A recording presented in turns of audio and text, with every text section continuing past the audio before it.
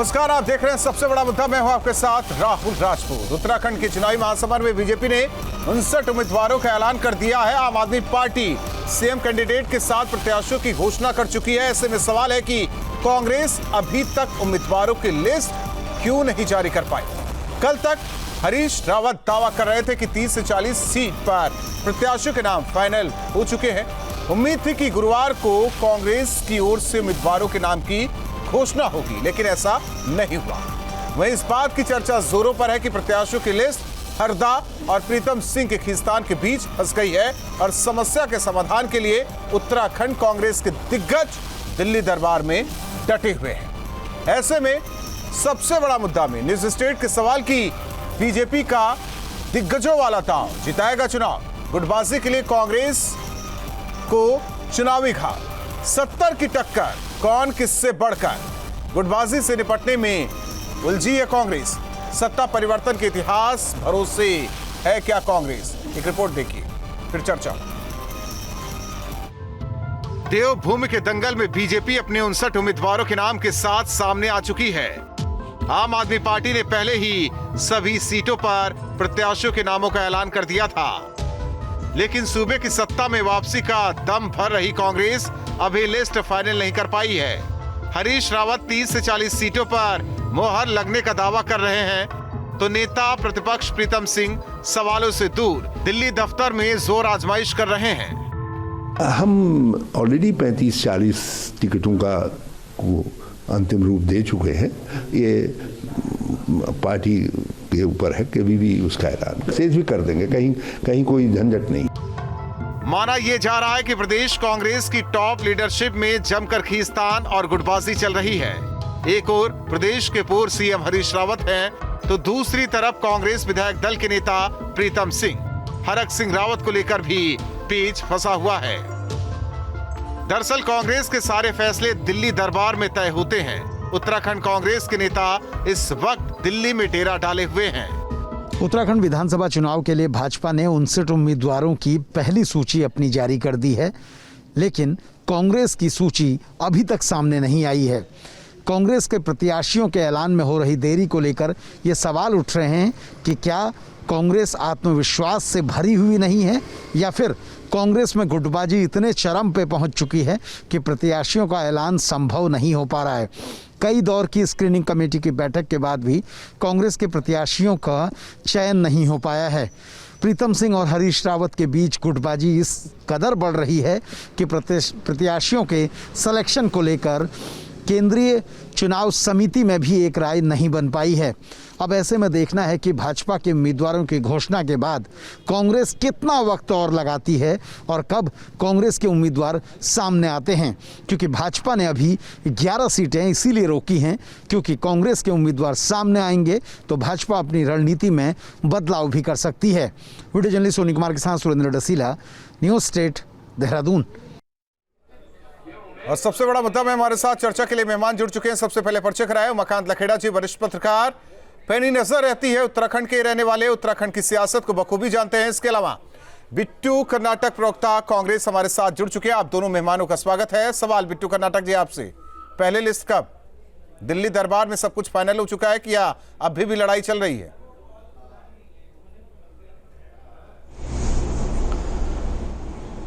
देखिए, कोई लड़ाई नहीं है।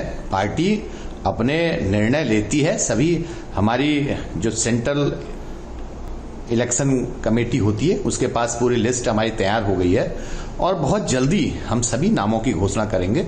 लेकिन जो प्रक्रिया है जी, एक प्रक्रिया के तहत टिकट दिए जाते हैं और उसी प्रक्रिया को हमेशा से अपनाया जाता है। पहले नीचे से हमारी दावेदारियां आती हैं जनपद स्तर से, और उसके बाद प्रदेश के सभी वरिष्ठ नेता जिसमें स्क्रीनिंग कमेटी में बैठते हैं वहां तय किया जाता है, और उसके पश्चात हमारी सेंट्रल इलेक्शन कमेटी के पास वो प्रस्ताव जाते हैं, वहां से मोहर लग जाती है और एक आध दिन में हमारे लगभग सभी नामों पे आम सहमति बन चुकी है। कहीं कोई गुटबाजी, कहीं कोई लड़ाई, कहीं कोई झगड़ा नहीं है। हमारे यहाँ पार्टी के कार्यकर्ताओं को टिकट दिया जाना है। जिस तरीके से मैं सुन रहा हूं भारतीय जनता पार्टी, आप देखिए कल तक जो हमारे गुणगान करते थे, आज वो भारतीय जनता पार्टी का झंडा थाम के कार्यकर्ताओं के पास जाएंगे, किस मुंह से जाएंगे? स्पष्ट तौर पे भाजपा के पास इस प्रदेश में आज नेतृत्व तो नहीं है और उन्होंने कांग्रेस के, अब देखिए सब अधिकतर पिछले मंत्रिमंडल में भी कांग्रेस के लोग, एक कार्यकर्ता के जितने हमारे कार्यकर्ता थे वो सब मंत्री बन के बैठे हुए थे। और आज भी कांग्रेस ने जो लिस्ट जारी की है उसमें अधिकतर नाम कांग्रेस के जो हमारे यहाँ एक अच्छे पदाधिकारी बने बैठे थे, आज वो भाजपा के लिस्ट में उनका नाम आ गया। ये अपने आप में सोचनीय विषय है कि क्या भारतीय जनता पार्टी की लिस्ट निकली है या कांग्रेस के भगोड़ों की लिस्ट निकली है? ये तो भाजपा को स्पष्ट करना है। ठीक है, शादाब शम्स जी हमारे साथ बीजेपी के प्रवक्ता जुड़े हैं। शादाब शम्स जी, कांग्रेस से सवाल था कि सूची कब जारी होगी, उस पर तो बात वो नहीं कर रहे हैं। कह रहे हैं कि दिल्ली में सारे नेता डटे हुए हैं और बातचीत हो रही है, अंतरकला वाली बात है ही नहीं, कोई विवाद है ही नहीं। लेकिन सवाल बीजेपी पर जरूर उठाया जा रहा है। नहीं, मैंने ऐसा नहीं कहा। नहीं, आपने कहा है सर। आप नहीं, कह रहे हैं मैंने कहा एक आध दिन में हमारी लिस्ट जारी हो जाएगी। वही मैंने स्पष्ट कर दिया है। इससे पहले हरीश रावत को सुन रहे थे। मैंने कहा हरीश रावत को सुन रहे थे कि 40 सीटों पर नाम फाइनल हो चुके हैं। हमें लग रहा था कि आज बीजेपी से पहले कांग्रेस की लिस्ट आ सकती थी, लेकिन ऐसा नहीं हुआ और सपने सजोए बैठे हैं कि 2022 में कांग्रेस जीत जाएगी। मुख्यमंत्री कौन होगा ये तो दिल्ली में हमारी सेंट्रल इलेक्शन कमेटी की मीटिंग कल है। शादाब शम्स जी, सवाल आप पर उठाए जा रहे हैं कि बागियों वाली लिस्ट है या बीजेपी वाली लिस्ट है? बिट्टू भाई थोड़ा सा बोलते हुए जल्दबाजी करके कांग्रेस के प्रवक्ता, और उन्होंने कहा कि जो हमारे भगोड़े हैं उन्हें आपने टिकट दिया है। तो मुझे बता दीजिए यशपाल आर्या कौन हुए? तो बताइए संजीव आर्या कौन हुए? सोच समझ के बोलिएगा। जिनके ऊपर उछल रहे हैं कल को कौन कहां होगा अंदाजा नहीं लगेगा। मैं आपको बताऊंगा, उसका जवाब दूंगा। मैं जवाब दूंगा। एक दलित की बेटी का अपमान कर रहे हो जिनके लिए, बिट्टू भाई सुन लीजिए। मैं बताऊंगा, मैं इसका भी उत्तर दूंगा। मैंने सुना, सुनिए, एक दलित की बेटी का टिकट काटने का मैं पूरा सुन रहा हूं भाई। भगोड़े के लिए काटा वो बताना पड़ेगा आपको। आप अरे अभी बोलने दीजिए ना, बिट्टू जी सुन लीजिए, कीजिए, दूर बैठे स्टूडियो में नहीं बैठे, सुन लीजिए, अरे जवाब दीजिए। अभी सुन लीजिए बिट्टू साहब, मैंने कहा आज भारतीय जनता पार्टी के युवा मुख्यमंत्री और माननीय प्रदेश अध्यक्ष ने जिस तरह से अपनी लिस्ट जारी की है, लिस्ट जारी होते ही चारों खाने चित हो गई है कांग्रेस पार्टी। और ताज्जुब इस बात का कि जिस तरह से पहले नंबर पे पुरोला विधानसभा आती है जहां से दुर्गेश लाल, एक युवा लड़का, और अंतिम छोर पे खड़े हैं इस प्रदेश के युवा मुख्यमंत्री पुष्कर सिंह धामी, युवा चेहरा, युवा मुख्यमंत्री, और जो एक्सपीरियंस है उसे बीच में लिया है। महिला शक्ति का सम्मान करते हुए हम आगे बढ़े हैं। इसलिए हमने कहा था युवा मुख्यमंत्री के नेतृत्व में इस बार 60 पार, और हम पूरी तरह से आश्वस्त हैं। लेकिन कांग्रेस का इस पार का तो नारा दिया जा रहा है, लेकिन पार्टी के निर्णय को जिम्मेदारी से सम्मान दिया, और इसलिए हम क्या बाकी 11 कहां रह गए? नहीं, आप राहुल, अब आप ये देखिएगा, अब आप ये देखिएगा कितनी बुरी तरह से सिर फुटा हुआ लोग, डर के मारे हिम्मत नहीं कर पा रही कांग्रेस कि टीम अपना नाम घोषित करे। इनके यहाँ तो जूतों में दाल बट रही है, और इनके अभी थोड़े दिन पहले प्रदेश महामंत्री प्रदेश कार्यालय में पिटे, एक ने थप्पड़ मारा इन्हीं के कार्यकर्ताओं ने। सोचिए जब कुछ नहीं हुआ तो ये हाल हुआ, जब टिकट बंटवारा होगा तो क्या होगा? इब्तदा इश्क खैर होता है क्या? आगे आगे देखिए होता है क्या? ये तो शुरुआत है, ऐसे ही थोड़ी हम कह रहे हैं। हम कांग्रेस के चार को जानते हैं, तो आपस में लड़ने मरने को तैयार बैठे हैं। आप मौका तो दीजिए, एक दूसरे को खुद निपटा देंगे, इकाई पे सिमट जाएंगे। या फिर वाकई अंदर खाने विवाद है जिसे सुलझाया जा रहा है दिल्ली में? चलिए आ रहे हैं बिट्टू साहब। देखिए सबसे बड़ा मतलब जब से ये उत्तराखंड राज्य बना है और दोनों पार्टियों ने बारी बारी से, भारतीय जनता पार्टी ने और कांग्रेस ने उत्तराखंड पर राज किया है। 4 सरकारें बन चुकी है, 5वीं सरकार के लिए विधानसभा के लिए चुनाव हो रहा है। लेकिन ये भी त्रासदी है कि जो टिकटों के वितरण का जो रिमोट कंट्रोल है जी, दोनों पार्टियों में झंडा, डंडा, बैनर, पार्टी ऑफिस का बोर्ड, ये भले ही अलग अलग है, लेकिन जो रिमोट कंट्रोल है दिल्ली से, दोनों पार्टियों के संचालन करने का वो दिल्ली से कंट्रोल हो रहा है। राज्य बनने के पहले से लेकर के आज तक हम हर चुनाव में देख रहे हैं कि दिल्ली से ही टिकट बंट रहे हैं। और कांग्रेस का भी जो टिकटों में जो देरी हो रही है, जो विलंब हो रहा है, उसका कारण है कि वहां स्थानीय नेतृत्व को ये सब मुझे लग रहा है कि उसके कार्य क्षेत्र में ही नहीं है, तो दिल्ली में ही लाया गया है उनको। बीजेपी का भी दिल्ली में टिकट की घोषणा की है। नंबर एक बात तो है। नंबर दूसरी बात है कि भारतीय जनता पार्टी ने कम से कम, जो मेरी जानकारी है और मेरे जो सूत्र हैं उनका एक अनुसार, कम से कम 25 लोगों का नाम कटना तय था, लेकिन 11 लोगों के नाम कटे। अभी जो 11 लोग बचे हुए हैं उनमें से 5-6 लोगों के नाम कटने तय हैं, क्योंकि वहां घमासान है, वहां वेट एंड वॉच की स्थिति है। और कल परसों तक भारतीय जनता पार्टी भी अपनी घोषणा कर देगी। और मुझे लग रहा है कि अब चूंकि चुनाव की तिथि धीरे धीरे करके नजदीक आ रही है, तो बहुत सारे ये जो लिस्ट आज आई है उसके विश्लेषण के कई एंगल बताए जा रहे हैं कि जो पुष्कर सिंह धामी जो मुख्यमंत्री हैं, प्रदेश अध्यक्ष मिस्टर, ठीक है बिट्टू जी, ना दूल्हे का पता ना बाराती का पता, और पता ये पूछ रही है बीजेपी। हो सकता है कि आम आदमी पार्टी का भी सवाल हो कि कांग्रेस के उम्मीदवार हैं कहां, दिखाई नहीं दे रहे अभी मैदान में। क्या आप लोगों को लगता है कि जो 5 साल वाला इतिहास हो रहा है, हुआ है अब तक, कांग्रेस के उम्मीदवार 5 साल वाला इतिहास उसी के भरोसे बैठे हुए हैं क्या जी कि बीजेपी जाएगी कांग्रेस आएगी? नहीं, कोई इतिहास के भरोसे हम नहीं बैठे हैं। हम इस पूरे कोरोना काल से लेकर अगर आप देखिए तो केवल सड़कों से लेकर गांव में काम करने में, मदद करने में कांग्रेस ही रही है। ये सरकार जो अभी बता रहे थे शम्स भाई, बड़ी शेरो शायरी के साथ इन्होंने बड़ी बातें कही, युवा मुख्यमंत्री, हमने कितने मुख्यमंत्री दे दिए इस प्रदेश को? मैं भारतीय जनता पार्टी से पूछना चाहता हूं। 5 साल के कार्यकाल में 3 मुख्यमंत्री, 2-2, 3-3 महीने के लिए मुख्यमंत्री दिए जाते हैं सरकार में। आज दुर्भाग्य की बात है, ये देवभूमि पूछती है इनसे, 57 विधायकों में से एक सांसद को लाकर 3 महीने के लिए मुख्यमंत्री बनाना पड़ा। ये अपने आप में दुर्भाग्य की बात है इस देवभूमि के लिए। और जहां बात करते हैं कि किस भगोड़ों की, इन्होंने 2016 में किस तरीके से एक दल बदल, क्योंकि अटल बिहारी जी कहते थे जी। बिट्टू जी, हरक सिंह रावत का क्या होगा? कांग्रेस में शामिल हो रहे हैं, कहीं से टिकट दे रहे हैं, कितनों के गले काटोगे? शादाब जी आ रहे हैं, वापसी हो रही है। देखिए हरक सिंह जी जो हैं, हरक सिंह जी पे जो निर्णय होना है वो पार्टी के आला कमान ने लेना है, क्योंकि ये सब जो मामला है ये हमारे पीसीसी के अध्यक्ष, हमारे नेता प्रतिपक्ष प्रभारी जी और जो हमारी नेशनल टीम होती है, ये कहिए कि दिल्ली में फैसला होगा और उन पर निर्णय। उमा सिसोदिया जी भी चर्चा में हमारे साथ आम आदमी पार्टी के प्रवक्ता जुड़ रही हैं। उमा सिसोदिया जी, देखिए दिल्ली, स्वागत है आपका। हालांकि आपने सबसे पहले आपने घोषणा की उम्मीदवारों को लेकर, यहां तक कि मुख्यमंत्री का चेहरा भी फाइनल कर दिया कि अगर कल को आम आदमी पार्टी की सरकार बनती है तो कर्नल कोठियाल मुख्यमंत्री होंगे। उम्मीदवारों के नाम फाइनल। कांग्रेस की लिस्ट का इंतजार है आप लोगों को? बीजेपी की लिस्ट तो आ गई, 59 उम्मीदवार तो मैदान में आ गए। देखिए, हमें ना बीजेपी की लिस्ट का इंतजार था, हमें ना कांग्रेस की लिस्ट का इंतजार था। ये लोग बड़े परेशान थे कि आम आदमी पार्टी को 70 विधायक नहीं मिलेंगे, 70 प्रत्याशी नहीं मिलेंगे चुनाव लड़ने के लिए, और हम लोग उन लोगों को टिकट देंगे जिनको कांग्रेस और बीजेपी नकार देगी। तो आम आदमी पार्टी ने एक मनोवैज्ञानिक बढ़त आज उत्तराखंड के चुनाव में हासिल की हुई है कि हमने अपने मुख्यमंत्री का चेहरा घोषित किया है, जिसको कि कांग्रेस और बीजेपी अभी तक घोषित नहीं कर पाए हैं। और हम लोगों ने अपने विधानसभा के जो प्रत्याशी है उनकी लिस्ट सबसे पहले, लेकिन कांग्रेस और बीजेपी तो आम आदमी पार्टी को शून्य मान रही है उत्तराखंड में।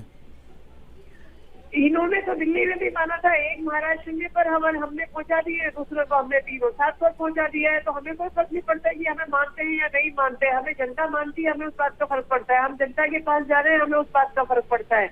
और आज जो बीजेपी ने जो लिस्ट जारी की है उसमें महिलाओं का जो उन्होंने, रितु खंडूरी जी का जो उन्होंने टिकट काट दिया, जो कि महिला प्रदेश अध्यक्ष है बीजेपी की, तो साफ पता चलता है कि आप किस तरीके से अपने ही सबसे बड़ी महिलाओं की पदाधिकारी का टिकट काट देते हैं और सिर्फ 5 महिलाओं को टिकट दिया जाता है, उसमें भी 2 परिवारवाद की शिकार महिलाएं।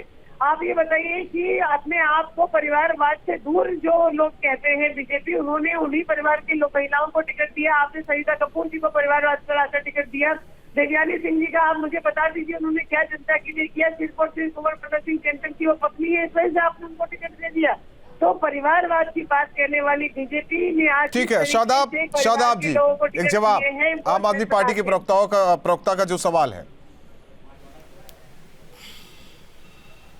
बड़ी बदकिस्मती है कि आम आदमी पार्टी झूठ की राजनीति करती है और इनके पास कुछ है ही नहीं है। इन्हें निपटा चुके हैं हम, 2 बार इनकी जमानतें जब्त करा दी, जिसे हमने टाल रखा है, आम आदमी पार्टी ने उसे पाल रखा है। तो ये हमारे लिए कोई चैलेंज नहीं है। लेकिन इतना जरूर कहूंगा, इन्हें बड़ी चिंता हो रही है। जरा पूछिए अभी तक कितनी महिलाओं को टिकट दिया, कहां है? बातें बातें रह गई क्या? जमीन पे बोलने की बात आती है तो रिजल्ट 0। हमने 6 महिलाओं को टिकट दिया। और अगर आप कहते हैं कि सविता कपूर किसी हमारे बड़े नेता की, स्वर्गीय नेता की पत्नी है और इसे परिवारवाद आप समझते हैं, अभी सुनिए, उत्तर लीजिए, पहले उत्तर लीजिए। उमा जी, इतना परेशान होने की जरूरत नहीं है। देवयानी सिंह जी का टिकट आपने कौन सी योग्यता देकर दिया है? सिर्फ अभी आप सुनिए, 2 मिनट का वक्त दीजिए। मेरी बहन, थोड़ा सा पेशेंस रखो। प्रश्न पूछती हो तो उत्तर लेने का दम भी रखो। सविता कपूर भारतीय विकास परिषद की अध्यक्षा हैं। वो बड़ी बड़ी जिम्मेदारी के साथ उत्तराखंड में अपना अलग पहचान रखती हैं। उनके पति नॉन बीटन बैट्समैन थे, अलग बात है, लेकिन वो अपनी अलग पहचान रखती हैं। उनके बारे में पहले जान लीजिए, फिर बात कीजिएगा। दूसरी बात, उन्होंने अपने पति को खोया है। अभी परिवारवाद में ये होता है कि बाप, अभी सुनिए ना भाई, अरे सुनिए पहले, से पहाड़ की राजनीति थोड़ी रोचक हो गई है कि नहीं? Let me answer. Shadab ji, थोड़ी रोचक हो गई है। राहुल जी, पहले तो बीच में बोलना इंटरप्ट करने रुकवा दीजिए, मेरा आंसर पूरा आने दीजिए, अच्छा लगेगा। मैंने कहा परिवारवाद ये होता है कि बाप कहे मैं मुख्यमंत्री उप मुख्यमंत्री का परिवारवाद की परिभाषा हर पॉलिटिकल पार्टी की अपनी अपनी होती है। एक सवाल आपसे, को टिकट दे दो, मेरी मुकाबला रोचक हुआ है कि नहीं? बीवी को टिकट दे दो, रोचक हुआ है परिवारवाद जी? नहीं, कुछ नहीं हुआ। नहीं, आम आदमी पार्टी को हम कहीं कंसिडर नहीं कर रहे। 2 बार इनकी जमानत जब्त करा चुके, तीसरी बार फिर ये कराने के चक्कर में चिंता मत कीजिए। मैंने कहा इनके यहाँ हमारे कुछ नेता चले गए थे, वापस आ गए। पता चलता है आम आदमी पार्टी किस हैसियत में उत्तराखंड में बिट्टू जी, कहीं नहीं है। रही बात कांग्रेस की, हमने कहा दोबारा आम आदमी पार्टी की जमानत जब्त कराएंगे, कहीं देर ना हो जाए, पार्टी को इकाई पे समेटेंगे। कांग्रेस के मेरे मित्र एक बात कह रहे थे, कहीं और देर ना हो जाए। Please Rahul, let me answer. Shadab ji, मेहमान भी कहीं है हमारे पास। सादा भाई युद्ध भूमि में वही लड़ेगा जो रथ होगा रण के बीच, वह रण का भागी क्या हो, जो मांगे जीवन की भीख। ऐसी बात मत करो सादा भाई। देखो बात सुनो, ऐसा है कांग्रेस पार्टी यहाँ सरकार बनाने जा रही है और मैं आपको स्पष्ट कर दूं कितने मुख्यमंत्री दे दिए। ये केवल खनन माफियाओं की सरकार चल रही है वर्तमान समय में इस राज्य में। केवल वर्तमान समय में खनन माफियाओं की सरकार चल रही है। सवाल आपसे ये है कि जब भी कुछ होता है तो कांग्रेस के नेता दिल्ली डट जाते हैं, दिल्ली दरबार में हर फैसला होता है। इससे पहले भी तस्वीर सामने आई थी। उसके बाद ये कहा गया कि हरदा के ही जिम्मे पर अब उत्तराखंड का चुनाव है कांग्रेस की ओर से। अगर वो लिस्ट लेकर पहुंचते हैं और फाइनल, आवाज आ रही है आपको? जी। अगर वो लिस्ट लेकर पहुंचते हैं और फिर प्रीतम सिंह भी पहुंच जाते हैं, गणेश कुदियाल भी पहुंच जाते हैं, सवाल इस बात को लेकर है कि जिम्मेदारी क्या हरदा के ऊपर है या फिर ये जिम्मेदारी बांटी जा रही है या फिर ये लड़ाई थमेगी नहीं, चुनाव में भी देखने को मिलेगी। जिस गुटबाजी की बात लगातार बीजेपी कहती रही, कहीं ये गुटबाजी भारी न पड़े कांग्रेस के लिए। देखिए ऐसा है, जो पार्टी देखिए उत्तराखंड में क्या हुआ कि एक पार्टी हारती है, फिर वो पावर में होती है, फिर अगली बार हारती है। तो ये बारी बारी से उत्तराखंड में पिछले 4 चुनाव में लगातार ऐसा हो रहा है। 5वीं बार ऐसा होगा या नहीं होगा ये आने वाला चुनाव तय करेगा। लेकिन सवाल ये है कि जब कहीं उम्मीदवार ज्यादा हो जाते हैं और लोगों को लगता है कि इस बार भाजपा के खिलाफ एंटी इनकम्बेंसी फैक्टर है, तो उसकी वजह से उम्मीदवार हमेशा ज्यादा हो जाते हैं। जिन सीटों पर भारतीय जनता पार्टी ने आज सूची जारी की है वो इसलिए उन्होंने रोकी लिस्ट में क्योंकि वहां पर 5, 6, 7, 8 लोगों की लिस्ट है जो दावेदार है, मजबूत दावेदार है। इसकी वजह से तो कांग्रेस में निश्चित रूप से दावेदारों की संख्या अधिक है, जो मेरी सूचना है। हालांकि उम्मीद यही होगी कि जल्द से जल्द उम्मीदवारों की सूची कांग्रेस की तरफ से जारी की जाए और देखा जाए कि किसे कहां से टिकट मिला है। आप चारों मेहमानों का सबसे बड़ा मुद्दा में जुड़ने के लिए बहुत बहुत धन्यवाद। लेकिन सवाल इस बात को लेकर है, जिस तरीके से दिल्ली दरबार में डटे हुए हैं कांग्रेस के दिग्गज, क्या दिल्ली दरबार से ही सब कुछ फाइनल होने वाला है? किसमें किसका पलड़ा भारी होने वाला है? क्या हरदा ने जो नाम सुझाए हैं उसे फाइनल किया जाएगा, या फिर प्रीतम सिंह ने जो नाम सुझाए हैं उसे फाइनल किया जाएगा? क्योंकि अगर देरी हुई तो बीजेपी चुनाव में इसे बुलाने की पूरी कोशिश करेगी कि अंतरकला और जो विवाद जारी है वो दिल्ली तक पहुंचा है और दिल्ली में ही सब कुछ तय होने वाला है। इंतजार जल्द से जल्द कि पहली सूची कम से कम कांग्रेस की सामने आए। इसी के साथ सबसे बड़ा मुद्दा में बस इतना ही।